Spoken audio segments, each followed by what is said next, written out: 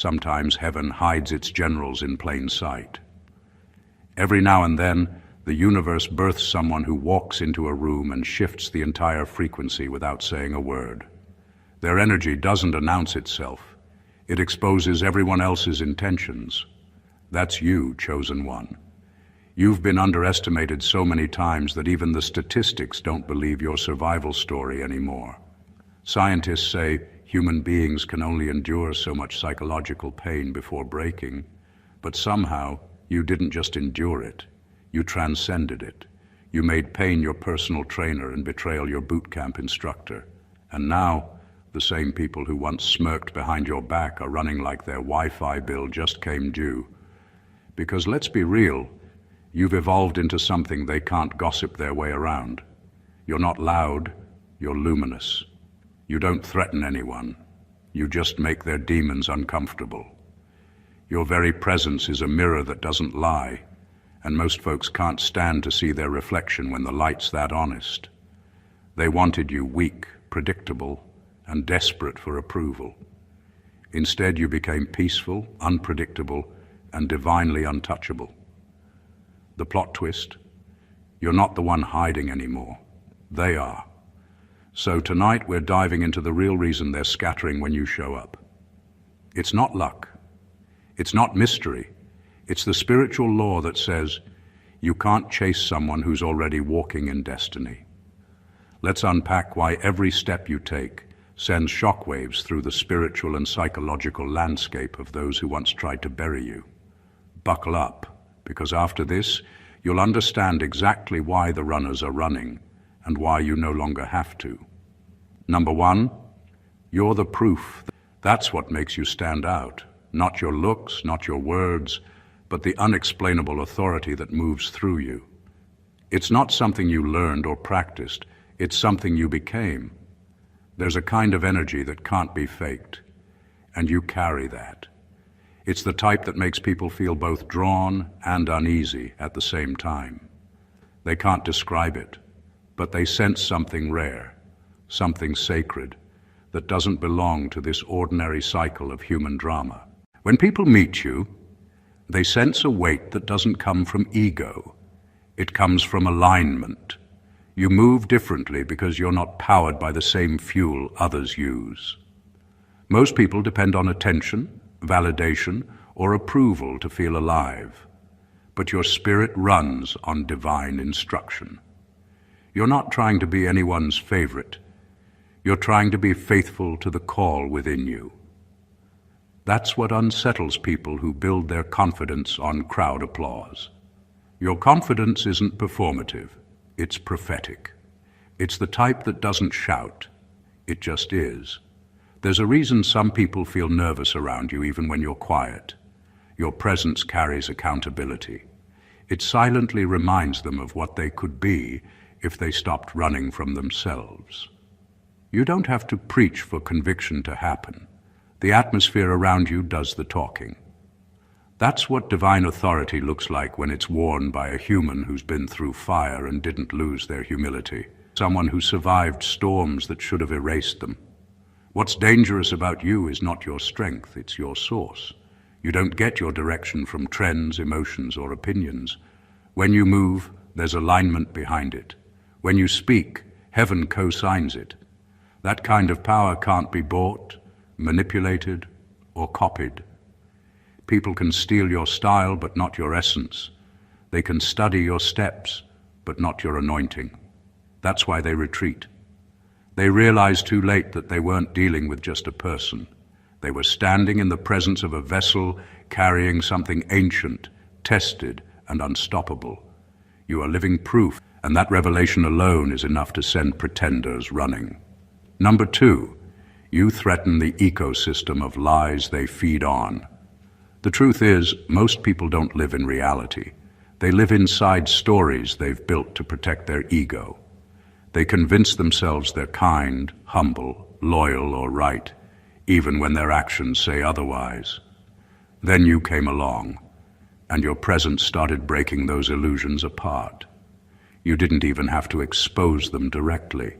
Your energy did it for you. It's like your spirit carries a frequency that makes dishonesty crumble. The moment you step into a space, pretenders start to feel their masks slipping, and they can't handle that level of raw exposure. You live by truth, and that's what makes you powerful. You've been through so much that you stopped needing to lie to yourself to survive. You faced your fears, your pain, your flaws, and came out real. That authenticity is what makes you dangerous in a world where everyone's pretending. When people meet you, they don't see someone playing a role. They see someone who is. That kind of transparency can't be faked, and it terrifies those who've built their identity on performance. They can't stand next to you without being reminded how hollow their image really is. You expose people's spiritual diet. Many survive off gossip, manipulation, and self-deception. But you starve that system because you don't feed it. You don't entertain drama. You don't need to prove your worth. You don't lie to keep peace. And because of that, people who rely on those false systems start to feel uncomfortable. It's like their inner world starts shaking, and instead of facing the truth, they label you arrogant, cold, or different. But deep down, they know you just won't play their survival game. They can't figure out why their usual tricks don't work on you. Their guilt trips fall flat. Their manipulation doesn't move you. Their rumors lose power the moment you walk into the room. That's because you're no longer feeding the collective delusion. You're living in alignment with truth, and truth doesn't need to fight. It simply reveals. And when it does, everything false starts to collapse. That's why they run. It's not you they fear. It's the collapse of the comfort zone your presence triggers. You're not their enemy. You're their awakening. And most people would rather run from awakening than face who they truly are. Number 3, your spirit doesn't need backup. It is the backup. You don't need backup because your spirit is the backup. Life didn't give you the luxury of always having someone to call, someone to lean on, or someone to protect you. You were trained in solitude. While others had circles cheering them on, you had silence sharpening you. Every betrayal, every disappointment, every night you cried in secret was molding something fierce and unshakable inside you. You learned to become your own reassurance, your own voice of reason, and your own lifeline. That's why you move differently now. You've seen what it's like to have no one, and yet still stand. You're not bitter. You're built. There's a level of strength that only comes from being forced to figure things out when no one showed up. That's what makes you solid. You don't fall apart easily because you've already been through the kind of pain that would have destroyed most people. While others panic when life gets hard, you stay calm because you've learned that chaos doesn't last, but character does. You've been through too many storms to fear the rain anymore. That quiet stability makes people uneasy because they can't figure out how you stay standing when everything should have broken you. What they don't understand is that solitude wasn't punishment, it was preparation. The silence taught you to hear God clearly. The isolation trained your discernment. The heartbreak purified your motives. Every season that looked like abandonment was actually spiritual conditioning. You were being fortified from within, so that when real battles came, you wouldn't need to call for reinforcement. You'd already carry it inside. That's why you're so spiritually self-sufficient now. You're not cold, you're complete. You've learned that divine power doesn't need a crowd to be effective. And that's what makes people nervous around you. They can sense that your peace doesn't depend on approval. They realize you don't need validation to move forward. You're not performing for applause. You're walking in purpose. The world respects people who are loved by many, but it quietly fears the ones who can stand alone and still shine. That's you. You're not independent out of pride. You're independent because life taught you that when everyone leaves, heaven still stands beside you. You're the kind of person who can rebuild from ashes and make it look effortless, because the backup you needed was already built into your soul. Number 4, you don't operate on permission, you move on prophetic timing. You don't move by approval, you move by instruction. That's what sets you apart from most people.